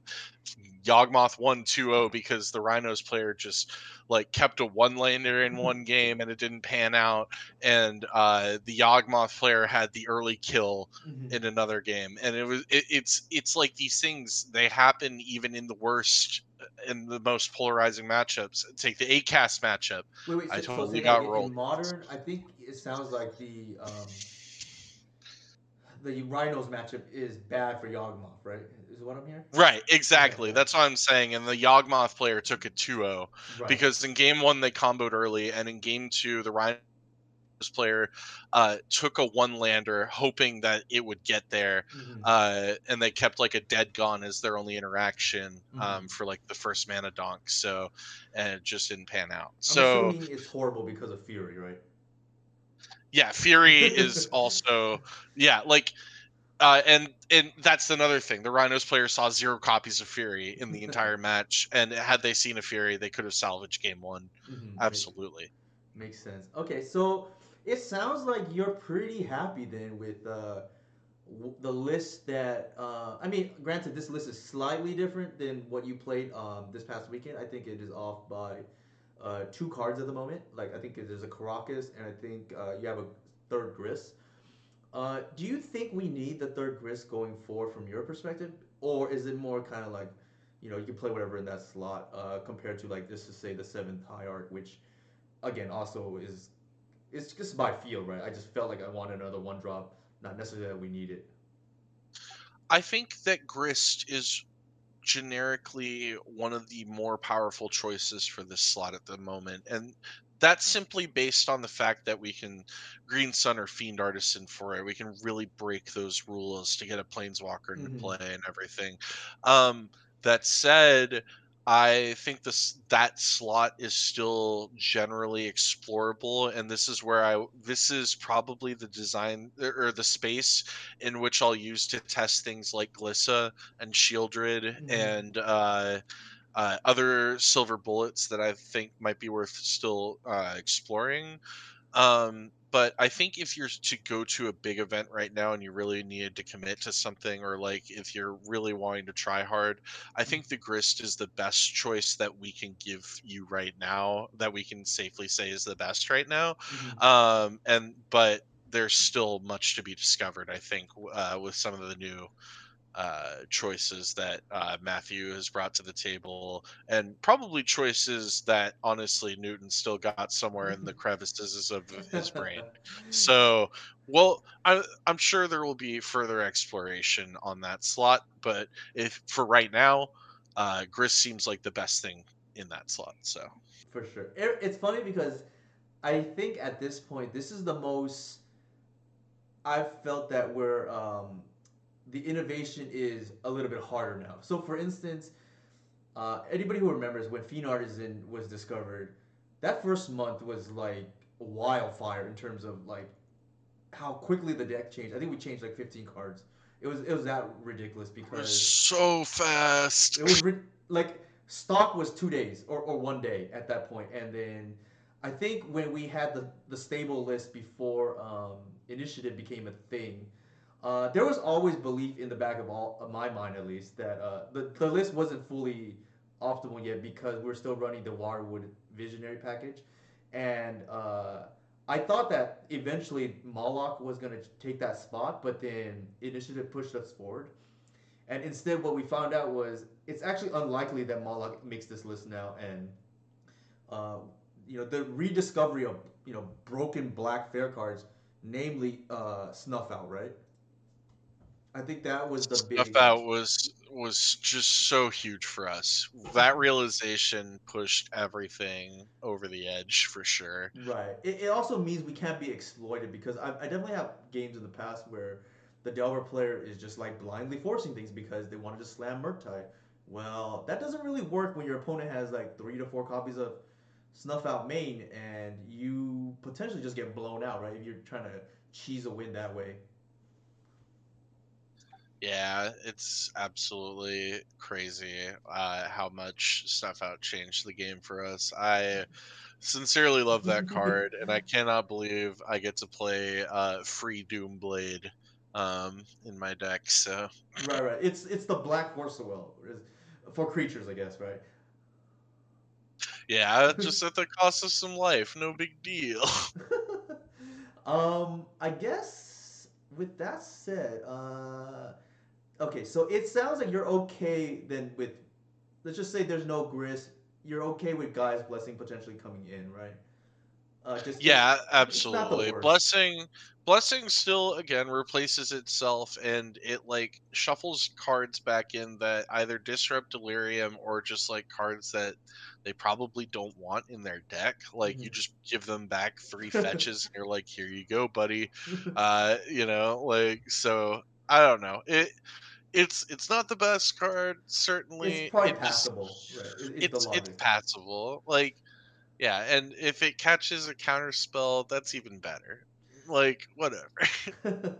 I think I was gonna say something. Now I'm blanking real quickly. Oh, Caracas. Where do you stand on Caracas right now? All right. I think I can safely say this. Caracas is a card that I will never I will always include when I go to a big paper event because I am absolutely certain that it will either come up in the form of Merit Lodge or the form of Minskin Boo. That being said, on MTGO, I think it's less potent. and I think there probably are better cards to play. I think Uh, I think even then it's probably better than it was pre White Plume ban because the lands players can come out of hiding now, so to speak, right? Like right, and for Sneak lack and of better, Show. and Sneak and Show was doing okay prior to the ban. I don't know if you saw the Sneak and Show versus Initiative matchup. It is absolutely horrible for Sneak and Show Is because it really like okay?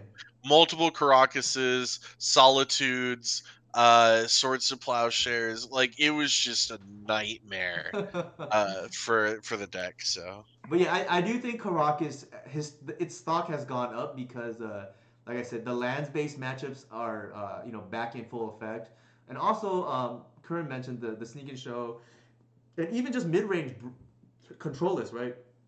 Excuse me, with Mince and Boost. So I think its stock is definitely higher online as well. Thank you for the follow, Coco Motu. So I think that's pretty reasonable, and so we could play around with that slot definitely. yeah, it's just like how much respect do we have for Merit Lodge today? Like how much do I want to beat that card? Right, that is fair, and the fact. So I think I mentioned this to my good friend Inigo, especially since he is a big endorser of Boseiju is his favorite tree, so to speak, right? Um, I mentioned to him because he likes Force of Vigor. I'm like pretty down on the card at the moment because I mean, I know you lost the ACAS, but typically speaking, when it's good, the matchups tend to be pretty good. It's like a little bit high variance in my opinion, and pitching a card is not always the best too. In a what I mean, at the end of the day, we're still critical mass, right? Where do you fall on Force of Vigor? Oh man, the card, yeah, it's been incredibly impressive in certain situations. It's also looked like complete crap. I the card is so volatile, it feels, and like it just I don't love including it because it's not like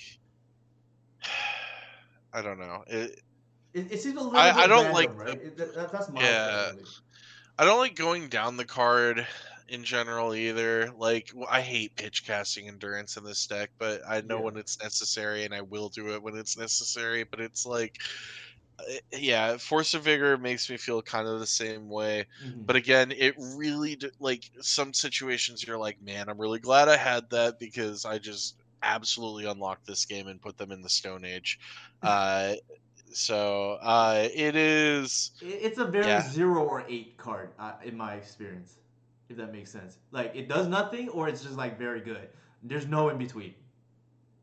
yeah, that's exactly how I feel. Like it is so hot and cold and there's no way to play it in between. So On the Caracas front, I'm assuming I've been doing this when I boarded in. I don't really take out a land. Have you been?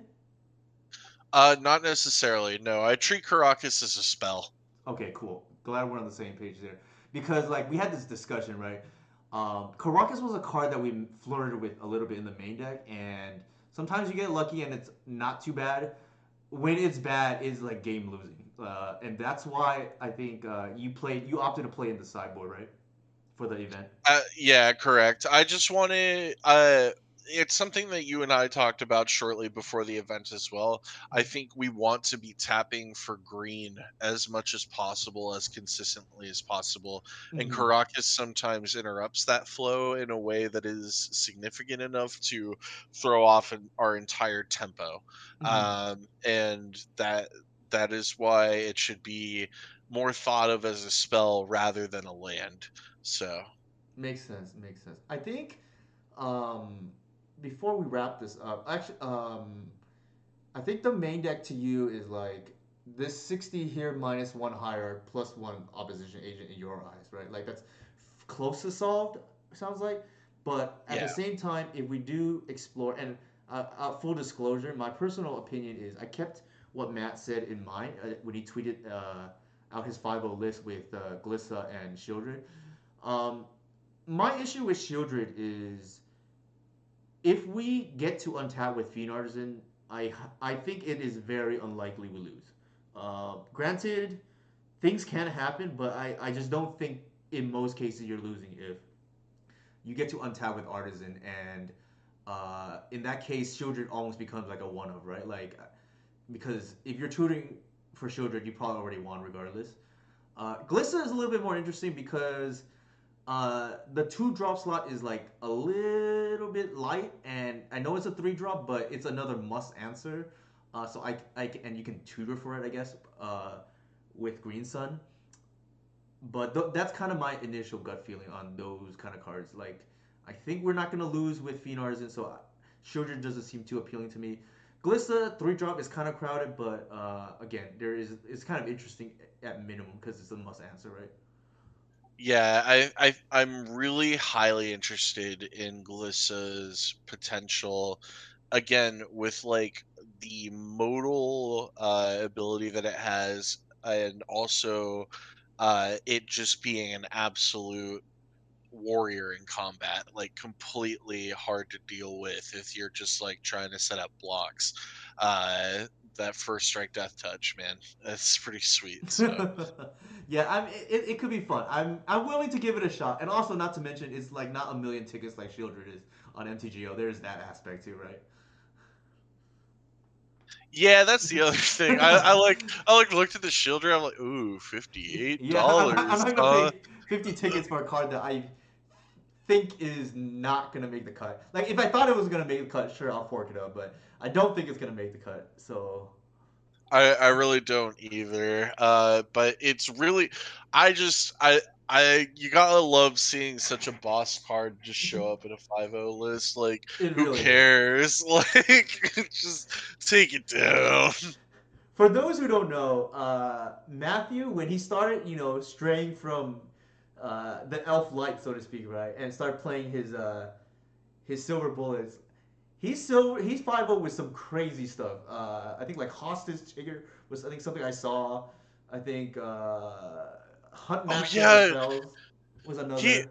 okay, I think it's absolutely hilarious that he does have a Gilded Drake in the sideboard of his most recent list, because you and I literally talked about this card. Like, I can't remember in what context. I was like, other things to think about with Fiend Artisan, I guess. Like, It's even in man, this article, like which is funny, right? Gilbert Drake is literally in this article as the only blue like relevant card. it's so funny. Like, Yeah, this is kind of like what some of the considerations, right? Like obviously anybody who's played elves for a long time, God Teague is a card that is just like double-edged sword that we've kind of love and hate at the same time. Leo Volt's more of the same, right? Similar to God Teague, just the awkward mana cost. Uh, uh, Dothi is something I tried in the past or recently. The double black is a big concern against Delver though. And I think by the time you can tutor for it, you probably already beat those graveyard decks. I'm not a fan of Under Mountain. It's just like feels like a million mana with either Green Sun or Fiend Artisan. And then some of these white bullets are nice, but they're just like very metagame specific. I think, especially Containment Priest that hurts us.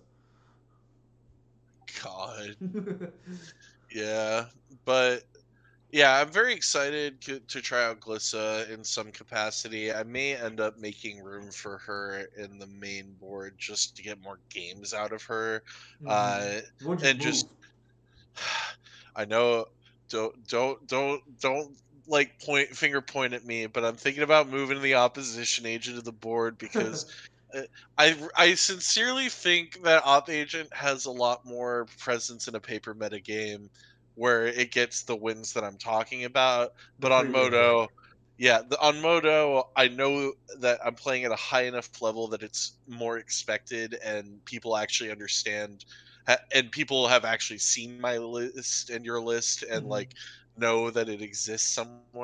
So it's okay for me to be like, okay, I'll move the opposition agent to the board for MTGO specifically, and then like continue to jam at main and paper You know, events. So shout out to Team Responsible. I think that is the responsible thing to do.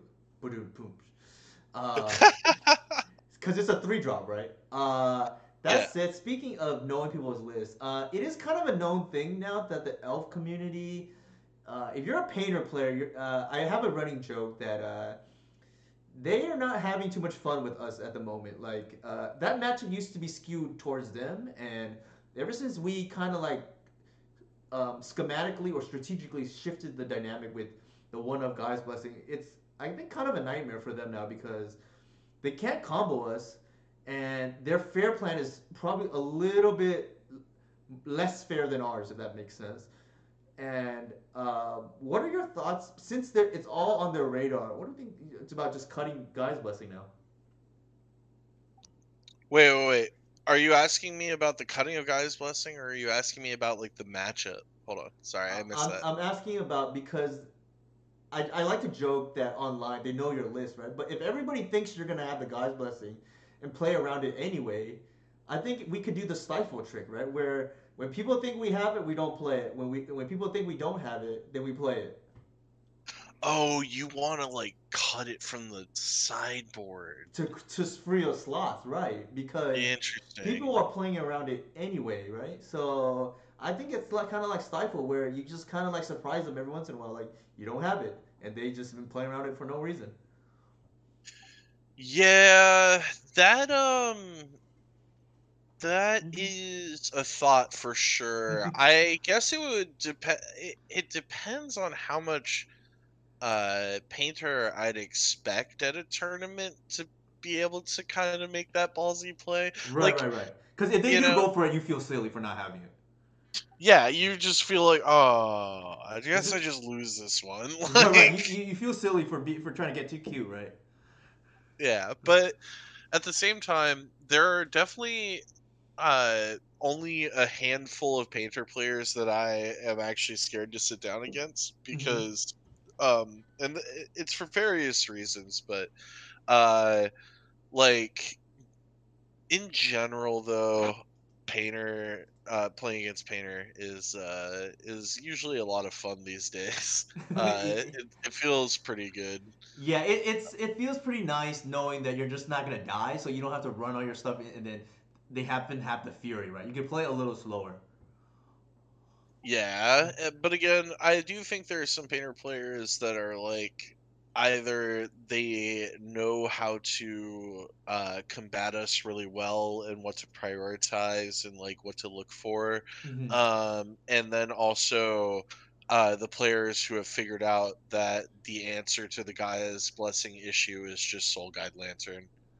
It is, but that's a three card combo though. Like they can do it, but it doesn't come off often enough. I think their best route, in my opinion, is hope we kept the slower hand, and then they have the aggro plan that is like pretty strong. For instance, Saga backed up by Fury, I think, or Welder shenanigans. I think those are right now, in my opinion, their best ways to beat us. I think trying to combo us is not really a good option at the moment. Is my take at least. Yeah, I definitely I I can see that for sure. But yeah, I could definitely see the stifle thing being a funny thing. It would just really depend on like what else we're looking to sideboard and what Right, matchups we're right. looking to shore up next It to, you really know. depends how much room we have in the sideboard, and I think we have some, but not a lot. Yeah, that's kind of where I'm at. All right. With that said, anything else you want to add, Curran? I love having you on today, and we got to run it back. Definitely sooner than later. I think regardless of whether you top eight or not, I think we need to do this more often. But Well, I'm home this weekend, you know. I got a couple challenges in me. We'll see what happens, right? but again, big congratulations to Curran. Very happy for you that you won. Made the top four and came up a little bit of money as a result and notoriety, I guess, right? Showing this new Cradle deck to any paper player who hasn't seen it yet, but definitely very happy Yeah. for you. And also, secondly, quite honestly, making me look good, right? Because I appreciate you have my name on this PowerPoint. I think that means a lot to me, Kern. Yeah, of course. I mean, I couldn't possibly not attribute you. You're the person who steers the ship. So, and I mean, I also like whenever I was talking about the deck, I was talking about like I name dropped you specifically multiple times. Like I was like, are you guys not aware of what we've been doing? Like this isn't news, I think, right? Like, but I don't know. Some people just aren't as dialed in as I would have imagined for I, the level that they're playing Legacy at. So I think that's something I can relate with for what it's worth. I didn't play MTGO until I think like a year before COVID. So 2019 is probably the year that I started really playing more.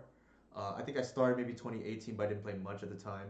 And granted, still only leagues, right? So 2019, and then um, yeah, I didn't really start playing much until like later half.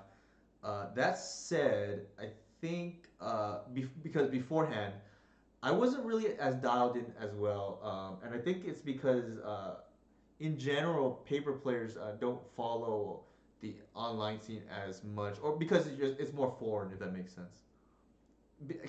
Coming from somebody who's been there myself.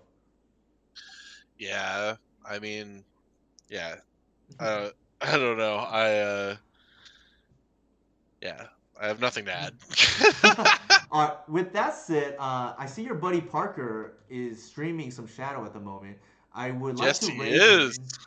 Do you want to add anything or mention anything for the stream, or I can post here in the Twitch chat before we do the raid, or are you good?